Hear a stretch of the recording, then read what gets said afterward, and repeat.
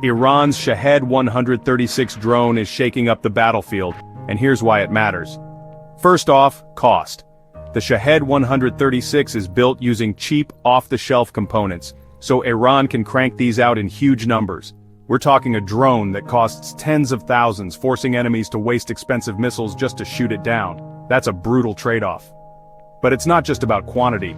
The Shahed-136 can hit targets 1,000 to 2,500 kilometers away. That means Iran can strike deep behind enemy lines, hitting bases, power plants, or supply hubs, without risking a single pilot. What makes it really tough, though, is how hard it is to spot and intercept. It flies low, has a small radar signature, and its unpredictable flight path confuses even the best air defense systems. Sometimes it triggers alarms across entire cities because no one knows where it's heading. Now imagine facing not one, but a swarm of these drones all at once. That's how Iran overwhelms enemy defenses. Some get shot down, but the rest slip through and hit their mark. And the psychological impact, huge! The engine gives off this unmistakable buzzing, like a moped or chainsaw, terrifying when you know an explosion could follow. Civilians and soldiers are constantly on edge, and that takes a toll. The best part?